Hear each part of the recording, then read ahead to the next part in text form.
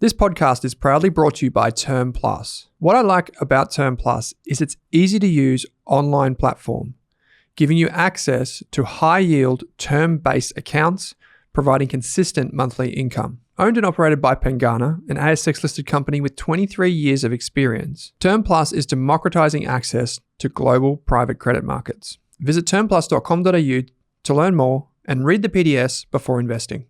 I'm proud to say that this Rask podcast episode is brought to you by PIMCO, one of the world's leading fixed income investment managers. With more than 50 years of experience in navigating complex global markets, trillions of dollars under management, and a global team of experts, PIMCO is a name trusted by investors worldwide. Discover how PIMCO can help you build a more resilient portfolio at pimco.com/au. Welcome back to the Australian Retirement Podcast. Lovely to be here, particularly fun to be here because I'm not just joined by Drew Meredith. This is a very special podcast because it is our 1 year anniversary. Happy anniversary. Yeah, happy anniversary, mate. I forgot this one. Yeah, that's pretty standard. You reminded, yeah.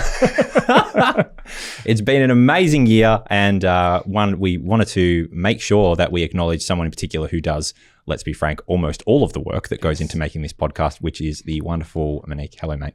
Hello, nice to be here. I haven't been on a podcast in a long time. You get a very fun role today. I'm very excited for this. Agreed. Yeah, I'm pretty scared. We're going to grill you about lots of financial topics. I didn't know I was in this up until like 5 minutes ago, so this will be fun.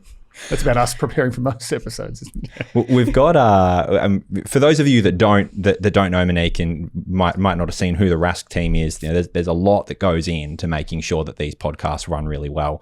We are lucky enough to be able to come here, sit down, talk about the things that we know pretty well, and then walk out. Yep. And there's a tremendous amount that goes from there to getting to a point where it's released and has all the show notes and all that sort of stuff that needs to be done. So almost all of that work happens with Mon and her team. So, mate, we're so appreciative of everything that you've done for us over the last year. I was looking at the numbers before. We had 60 episodes over last year. Yeah, I had no idea it was even up to the 1 year mark. It's crazy. Yeah. I forgot. There's so much going on all the time. I forget these things. So this is really nice. It's a good surprise. We've also got, just looking at the numbers on the cake here, which I presume that whoever wrote the cake didn't quite understand what these numbers were. So they certainly weren't presented well. But there's 170,000 unique listeners throughout the year, 200,000 YouTube views, which, to be fair, most of those are definitely my mum. But hey, like what a fantastic year, guys, to be here a year in and have had such a successful podcast. That's so good after 1 year. That's amazing. And lots of positive feedback, mostly, I think. But we constantly get emails, constantly get questions that thank us or, say appreciate finding traps or not making mistakes that they could have been making. So thanks so much for helping us all the way through and making sure when we're not doing things, you are following us up. Kind of like the director. You're on your phone, yes. Yeah. Now, before we move on, though, we've got to acknowledge that not every comment has been the way that we wanted. So we've taken it in different ways. Yes, I took the liberty of going through the YouTube comments to look at the to find the ones that perhaps aren't as complimentary. And so I'm going to take the liberty to, I'm just going to pass these over to Mon here. Can't wait. I haven't seen these. And Drew doesn't know these either. So feel free to read them out. Okay. And there is context. So I think it's on like one of the late night talk shows where they do mean tweets and they have the people the tweets are about read out the tweets. Oh, okay. Yeah. Oh, we're not just making it up. That's what we're doing right now. Right, yeah. cool. Okay. Fire away, Mon. We're on trend. Come at us. Cool. All right. Number 1. Cut the 5 minutes of fluff at the start, please. Yep. Okay. Yep. Fair enough. Noted. Still not cut. Yeah. Equity mates do the in-jokes and bonhomie better. Ooh, that hurts. Yeah, that must be all the golf they play together or something. I don't know. They are good. I always listen to every episode accompanied by my cat. Sounds like me. Oh, sorry. You don't know if that's a punchline yet. He's now well equipped to handle his retirement affairs thanks to this podcast. Oh, that's quite a nice one. Yeah, that is lovely. Next one is all up, not much content and unhelpful. What? No, that's not true. Maybe it is. Maybe they got the one when we talk about golf. A little bit Maybe that one. Yeah, or the holiday or when you go to Bali. Who knows which one it was. You are not helping yourself by having guests on who absolutely have no idea about what they are doing. Who was that referring to? I don't know. I think we've had pretty good guests throughout. Oh, yeah. You've done a lot of guests. But I can't think of a guest that's been on this show that has demonstrated that they like yeah. Anyway, Yeah. let's move on. know. Sorry to that listener. Beg your pardon. Some relevant. I also learn a lot just by editing these podcasts because I have no idea about anything. So I could say that, You certainly know a lot about editing. well, that's the only thing I know really. Okay, next one. Too vague. More detail is required. Do we want to go for 3 hours? I'm sorry.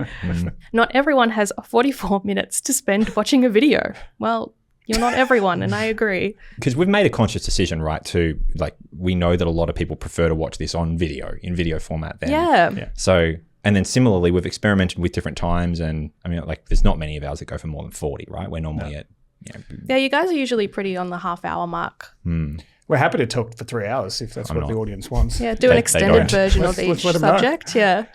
Yeah. All right, next one. James gives me super weird vibes. Drew laughs too much. There you go. It's 1-1.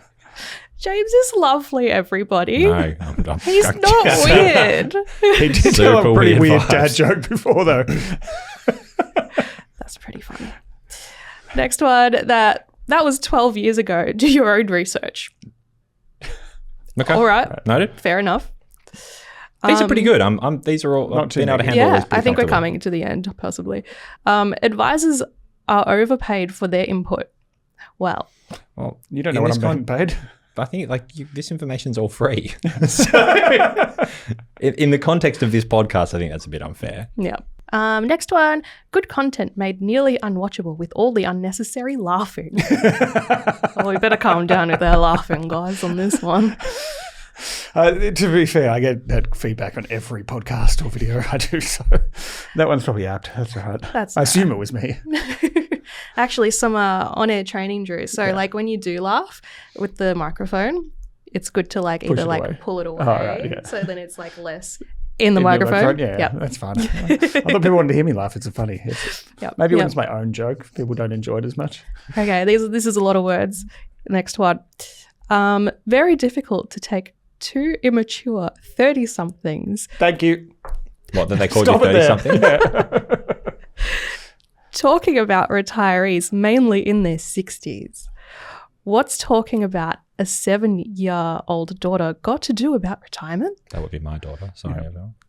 If you're going to produce a decent retirement clip, let's treat it seriously, not like your average talking heads breakfast radio junk. I really appreciate it. This one changed my year, I reckon. Like when someone said 30-year-olds, that was all I needed. Literally, that's all. That was it. Made my day, made my week, made my year. And then called us breakfast radio talking heads. That's like a massive the dream. compliment. But wait, there's Apart more. from having to get up at breakfast time. But, yeah. There's more. Oh, there's more. There's more. For the same person, or it's just more content along that line? More from the same Okay. comment. Yeah. So continuing on. That's the problem with advisors of your age. You have no correlation or understanding of investors nearly twice your age. It's all a bit of a laugh. Get serious, fellas. Investing is a serious subject. This is just like a social chat down at the pub, the local cafe, or anywhere in leisure time. Grow up, boys. Oh, that was That actually. yeah. that's I didn't a read the rest of it. All I heard there was the first part, and then the rest of it didn't matter. It was That's fun. a bit harsh. that They had some strong feelings. I mean, I've worked with like 1,000 families over 20 years in the industry. Mate, Yeah. you don't need to justify yourself. You've released 60 hours of pretty- podcast that's pretty content. experience, Yeah, you're going to be Who fine. knows? Yep. That's okay, but at least like you're 30-something, so that's a plus. Okay, more laughing. Why does he keep laughing? Good job. There we go. Makes it I'm very learning. confusing to follow. Are you serious or joking or ridiculing or being sarcastic? What is it? What is it, guys? What is it? You would need to get like full-scale personal advice to Yeah, understand I know. that Yeah, question. who knows? And the last one. At least I'm known as the happy one. Yeah. You both have good banter, I think. I Yes, enjoy that's it at least. So, informative podcast. It would have been more helpful if you could laugh less. Again. This is a stitch up, isn't it? All in my head, all I can hear is that guy in his 30s. So I'll just keep sticking with Yeah, that. just stick with that one and then we'll be good. We'll be good. No, but, half of them, fair call, guys. Fair call. Yeah. take There's some fair stuff there. Always love the feedback also.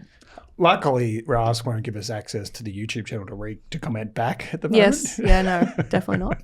Because if you go over the Waddle channel, I'm commenting back regularly. Oh, really? Yep. And just you're ruthless about it. Yep. Somewhat, yeah. I've got to be careful. Yeah. Understood. Yeah. But welcome to YouTube. Keep following, keep watching. Appreciate every comment, every piece of feedback. I'll do my best not to be happy anymore. Yeah. And what I took from that is that content needs to be more personalized, Less shorter personal. and sharper, no laughing, Longer, no 5-minute intros, more detailed. Yeah. and from more mature people. Yeah. All Yeah, right. love Well, it. that's a good. Okay, They're we'll all take that. they're Love all it. good options Yep. for season 2. Yeah. So And we never That's even broken great. into a season, did we? We just one one 60 big episode block season. of- What are we, friends? Yep. Well, it's been a bloody good year. It really Yep. has. I'm so grateful for all of the hard work that you've put in, Mon, throughout this, and mate, it's been fantastic to do this with you. So You guys do a lot too. Well done. happy days. Well done, everyone. And now you have to eat the whole cake. Yeah, that was Well, one of the let me requirements. get We set the video up started. to. All right, thanks, Mon. Cool. Really Thank appreciate you. your help. Well, I'm going to go back to my desk and do some more editing.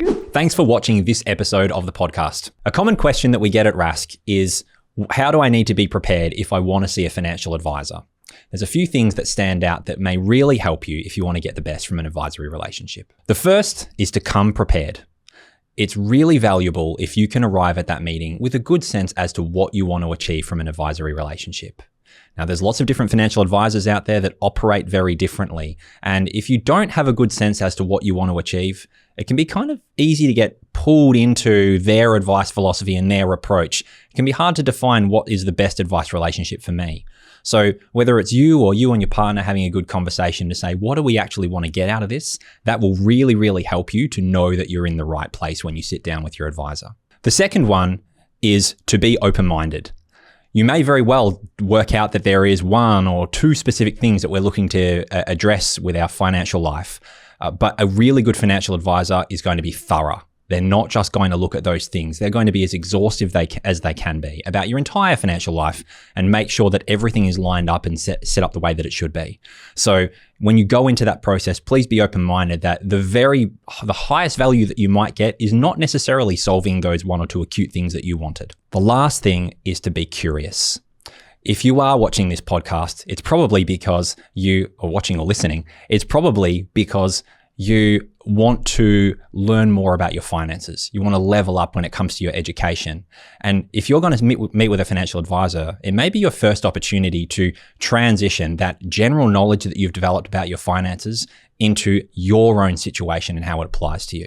So be curious. It makes sense for you to try to understand as well as possible, how do all these things work for me? Because at the end of the day, it's your financial journey and it's your money, and all of the advice should be helping to serve your unique situation. Now, if you want to learn more about how to get the most from your advisory relationship, you can either scan here, and that will take you to a guide that gives you a heap more information. Alternatively, if you scroll down below, there is a link to a Northeast Wealth page that we put together not too long ago, and that similarly outlines the key things that you should be doing in order to get the very most from the relationship. Thanks again for watching this episode of the podcast.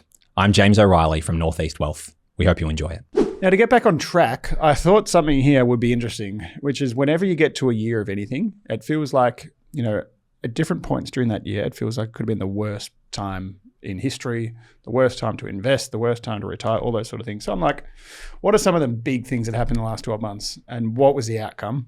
I'm going a bit off topic here because you weren't ready for this.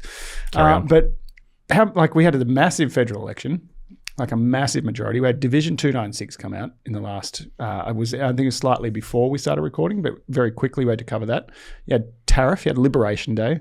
We had more conflict in the Middle East. We had the return of Trump in November last year. We've had an AI investment boom. Japan has ended negative rates for the first time in something like 25 or 30 years. Inflation, interest, all these things have been happening throughout the entire year. And what do you think the average superannuation fund returned over the year? I'm going to say this is thanks to the launch of the retirement podcast that investment returns remain strong. Over under. Long-term average of 8% over under for the last 12 months to 31 August. Over, yes. 9.7% for a growth, a 60-40 type superannuation fund. Over under 15% for the S&P 500. Over. 17%. Over under 10% for the ASX 200. Over. Under 7%. Really? So thanks to us, every major market in the world has performed exceptionally well. I had the highest conviction about the ASX out of all It was those only ones. 7%. That was just from the all things finance, which is Google Finance. Yep. Just put a stock code in, put 1 year on it. It's going to be pretty close. That would have been not accumulation. That would just be the price index. So it may well be over 10%, including dividends. Sure. But I thought that's interesting how many things can happen during a 12-month period. Come on, tell your CBA story. And Where is it? Over 12 months. Just I give actually it to me didn't straight. check. I wasn't going to stitch you up like that. And it's not looking great for me at the moment. CBA over under 10% in the last 12 months. Yeah, over. It's like 15%. 15%. Yeah. I'm still struggling from that high though. I don't see a major problem with it. Yeah, I've managed to recover a fair bit of this. It was 192 at peak, and it's now 165, and I've just got to get it below 151. Yeah. So 151, or thereabouts. It's like 20%. Yeah, and if it's really close, like I can short sell. Yeah. I can do a Just lot throw of everything you can at it. No, I can see the market rate cut in the US, more rate cuts in Australia. Suddenly this is just going to rally into the end of the year. There's And this then random person on 1 putting January, inflammatory comments on hot copper it's about gonna the fall CBA share 40%. price. Yeah. We'll see. But That it's would certainly been a good not bet that you for can manipulate a $276 billion company. Yeah, it was very tricky. Yeah, wish you luck. Yeah, thanks very much. I get out of dinner Go and I'm in protest out the jail front for and see inside you can trading create a for the rest of the protester time. at CBA. I thought that was an interesting kind of note, and just to keep in mind, like we talk about things. There's a lot of short-term things we talk about. There's a lot of long-term strategies we talk about, but it's just so much can always happen, and hopefully we help people look through the noise and make long-term decisions as opposed to short-term ones. Couldn't agree more. Yeah, and as also as part of that, we, of course, this podcast is nothing. It wouldn't be running if we didn't have some wonderful people listening to it every week. If we didn't have these fantastic questions coming in from people that wanted to understand how to improve their own financial situation or deal with a complicated topic. So to everyone that has been enjoying the podcast for the last 12 months, thank you. If we weren't blessed to have the audience that we do, then we wouldn't still be doing this after a year, and we wouldn't be looking to continue to do this into the future. So thank you to everyone who's been enjoying it. Now, as part of that, what better way than to deal with some questions? We get, as we've talked about before, we get some fantastic questions from the audience, and we thought it was a really good episode to talk in some detail about, or to cover in detail some of these great questions that we get. So we pulled some out. Do you want to roll through them? We'll start off with Wayno. I'm going to put you under the pressure with this one. Mm-hmm. Yes, here we go. Wayno, which is a fake name, of course. Obviously, when you send a question through, it's general advice only. His name's not actually Wayne. I am 11 years older than my partner. We have always kept our money separate, as she preferred since we started our relationship. I am now 51. Is there a way to be able to obtain the pension when I am 67 if she is still earning, and as a couple, if she's still earning an income, as a couple, we are over the income threshold? Perhaps the ATO do recognise couples with separate finances. I think that's kind of a misunderstanding of how the age pensions is calculated. So the question here is: big age gaps are all when you go and apply. There's an income test, there's an assets test for Centrelink.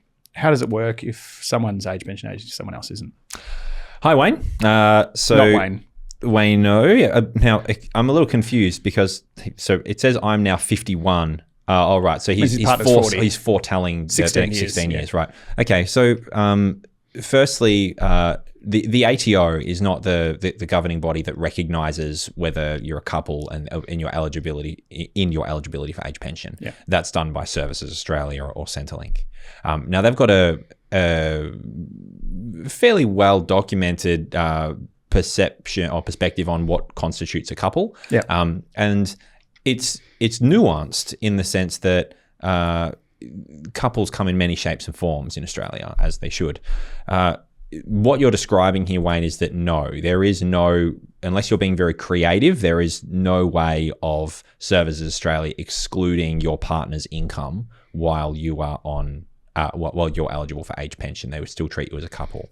And there's a number of different things that Services Australia or Centrelink would do in order to evaluate whether or not you're a couple. They're going to look at the nature of your relationship, how long you've been together, how long you've been living together. They're going to want to understand if your relationship is a platonic one or if it's intimate. And essentially they'll get all those elements and take a broad view or make a broad assessment based on whether or not you're a couple. Now, I would also add, we did a little while ago, we did an episode on the Retirement Podcast with someone called Justin Bott from Service Australia. And he spoke about this in a lot of detail around some of the things that they do to evaluate whether or not you're a couple. So it would certainly be worth going back to that podcast to understand the mechanics of it. But not every asset or source of income is always included. No, that's correct. Yes. So one of the advantages that you're going to have as in terms of this age differential is where your assets are held. Yeah. Right. So, for example, in Wayne's scenario, he turned 67, his partner's 56. Well, conceivably, depending on the nature of your relationship, you could hypothetically put a huge amount of your assets, including your personally held assets, into your wife's superannuation or your partner's superannuation fund, and that would be exempt and potentially give you an entitlement to pension or more pension that you didn't have otherwise, right? Yeah, or even keep it out of pension phase even once she turns 60 years of age and extend how long you can get that age pension for and maximising it. So there's great planning opportunities that come when there's an age gap like that. And it doesn't have to be 11 years. It can be 3, 4, 5, 6, even less years age gap and still be able to get a benefit. We helped someone, a client recently in a similar situation, and can be life-changing for that short period of time. This can delay the drawing down of your superannuation assets, so that'll last longer as a result of getting age pension you're entitled to. Yeah, and all completely legal. In some cases, I've seen this go from a full pension or from no pension to pretty much a full pension entitlement with just some intelligent contributions over a few years. And just from thinking about it beforehand, because in a lot of cases people just go, "Oh, I'm eligible, go apply for it." Don't get advice or don't think about or don't even listen to a podcast or go on a blog and understand it. But I think it's a massive opportunity. Let's move across to Hopeful. Hey, Hopeful. My partner and I are late to investing. We have very little super in our 60s, but could pay off our home in a couple of years. We are self-employed, in good health, and not planning to retire for a while yet. Feeling stuck and don't know what the best path forward is for a comfortable future. I mean, there's a lot of different schools of thought with this as well, aren't there? So you're in your 60s, you don't have much super, but you've almost paid off your house. It doesn't really talk about if there's any other assets around, if there's investment properties or anything like that. Assume no. Yeah, and there's one school of thought says it's incredibly, having your own house is the most input into, the most important input into a successful retirement, because you're not worried about paying rent or all those sort of things. But then another could be, if it's is that house the place you're going to live for the next 30 years? Is it in the center of a city and it's worth $3 million and you have no cash?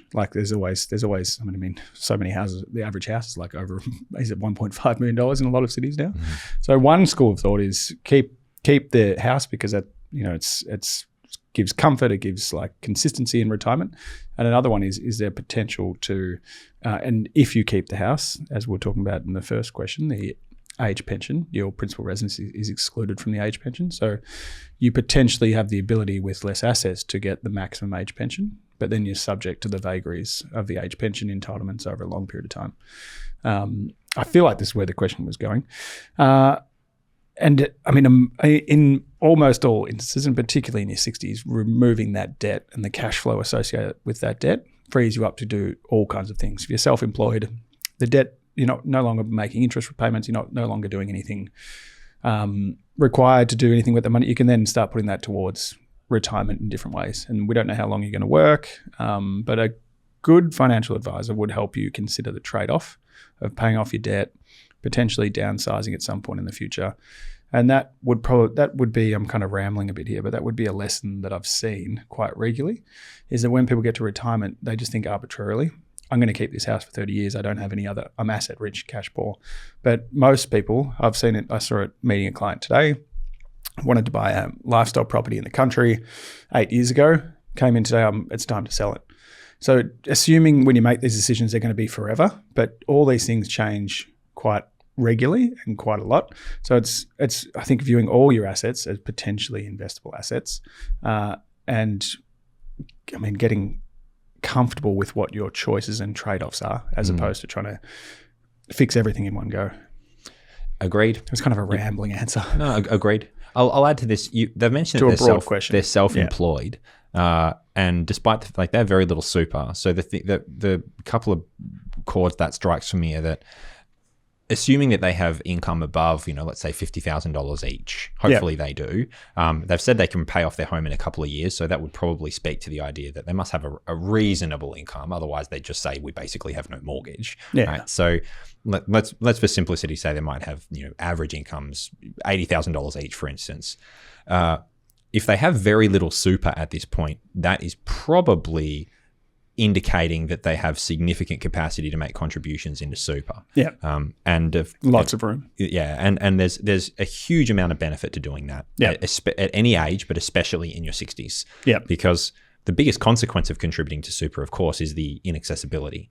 But when you're in your 60s, well, it's now completely accessible in the sense that the time when you need it, you will be able to get it because you will need it when you retire. And the moment you retire, you now meet a condition of releasing to access it. Yeah. So in the meantime, the benefits are that you'd be potentially significantly reducing your marginal tax or your tax every year, your income tax, by salary sacrificing not just up to the cap or making personal concessional contributions, not just up to the cap, but then potentially well beyond previous that years. Number to take into account previous years. So if these people presented to me, I'd probably one of the first things I'd be looking at is saying, well, what is your income? And then how much of that do you need every year? Yeah. What's your cash flow? And then what capacity do we have to really meaningfully reduce your tax? Because if you pair the difference between super growth versus the cost of your home loan over the next few years, it's for all intents and purposes going to be pretty similar. About 10, 11% before tax, it's going to be pretty similar, especially if they're investing more conservatively. But the immediate uplift of the tax deduction that you would get, so you either pay off your home for, let's say, $10,000 of surplus and you put that toward paying off your home, or you put it into the super fund and you get $15,000 or $14,000 as a combination of the money that's gone into the super fund and the tax deduction that you get back. Yeah. So it's not always that lucrative. It depends on the numbers, but regardless, there's a lot to be said if you're this late to the party and thinking about investing, doing it in the super environment and getting as many tax deductions as you can while you still can. And it's often that people wait late as well. Like we talk about a lot, sometimes in your 50s is the first chance you get to contribute heavily to superannuation. You've got so many expenses. And self-employed, you could be early 60s and you intend to work for 10 more years. More and more people are working into their 70s. So I think there's so many options. And there's superannuation going to play a massive part. The next one comes from Work Schmirk. Nice. There's a little fun one here. Scenario time. One of our footy coaches used to say he used to have a different scenario for everything, and his nickname became Scenarios. Fortunate enough to have paid off our house by 45. Well done.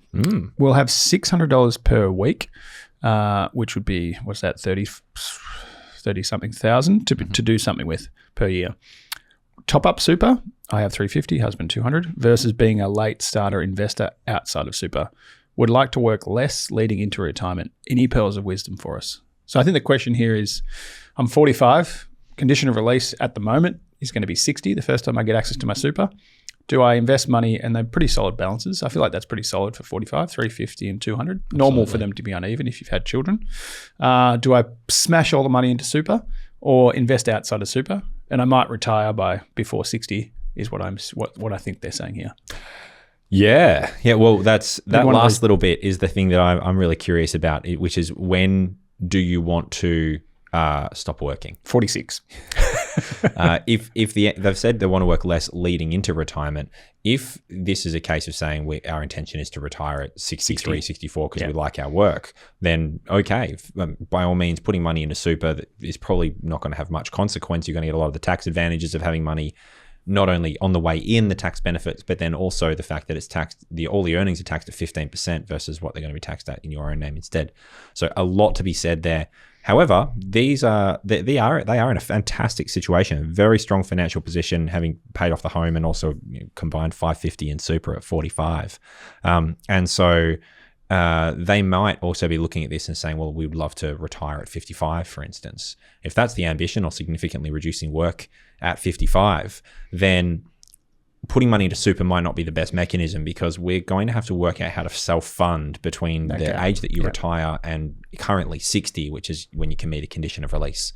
And so if this person presented and said, no, I'll definitely work until 65, love my job, then we'd probably aside from having enough in investments to offer more flexibility in their lives and allow them to make better choices, Yeah. we'd probably be pretty aggressively putting money into the super environment, potentially above the concession or contribution caps. Yeah. As well as investing personally.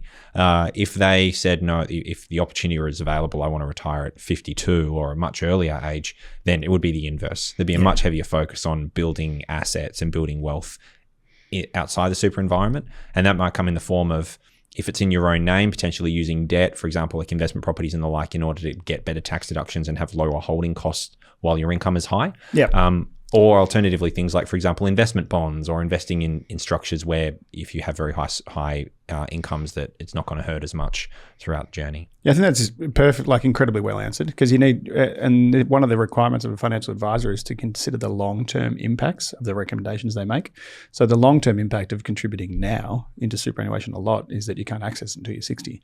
And that can change what your retirement looks like. If it's, as you said, if it's retiring at like 55, you're going to have to cover 5 years. And if you think before tax terms, it's probably going to be, for a lot of people, $80,000 to $100,000 a year. So you're going to have something like $300,000, $400,000, $500,000 in outside of superannuation to fund that period of your life. That's something that would come into advice as well. And then that's when those options we've discussed in previous episodes. Is it invest in your own name? Is it recycle your debt? Is it use a family trust that allows you to distribute between each other, depending on if you have flexible work? Each of them has their own, and the other one is naturally a company, but a proprietary limited company, but a company has its own tax rate. So it's going to be very personal and very specific to each person's situation. And I think the key I always have here is make sure you're setting up a structure that you fully understand. Too often I see people, whether it's put all the assets in one person's name, in this, the partner with the lower balance, but they end up going back to full-time work and earning more salary than the other partner. And a lot of the decisions we make are short-term, but you need to consider the long-term impact to get there. Well, that was a bloody good episode. We've got a delicious cake that's sort of wafting lovely, if we don't say so ourselves, glazed caramel flavors. I can smell this caramel. It's amazing. Bye-bye diet. Again, to all the listeners, thank you so much for being a part of this journey. It's been so much fun going through this and answering so many of your questions and feeling like we're really making a meaningful difference for you. Please keep those questions coming. Please keep that feedback coming, even the tough stuff, because it really is allowing us to deliver the best podcast that we possibly can. I'm learning how to do this when I laugh as well. You see, that wouldn't have happened without your feedback. So great. And Drew, mate, thanks very much for a fantastic year. You've been a great co-host, and it's been it's just you been do. bloody You definitely fun. carry the load for me most weeks, and the energy you bring to hosting makes me bring my own energy. I do have a dad joke here. I was going to ask you for your one, and if you go over the Australian Investor podcast, the highlight of that by far is the dad joke I provide at the end when I remember to. Maybe this one's not appropriate, but I'm going to try it anyway. From ChatGPT, why don't retirees mind being called old? Why is that? Because every time they get called that, it just adds more interest to their life savings. Yeah, we're ending here. That's enough. Okay. Never again. All right, mate, thank you so much. Thank you, everyone, and looking forward to seeing you again soon. Good to see you. Thanks for watching this episode of the podcast. If you want to hear more from us, you can get daily videos and podcasts on Rask's YouTube channel, or if you want to enroll in a free course on investing, property, business, money, you name it, you can join over 34,000 other students and enroll in a free course on the Rask website. Simply head to www.rask.com.au and follow the prompts. Thanks for watching this Rask podcast.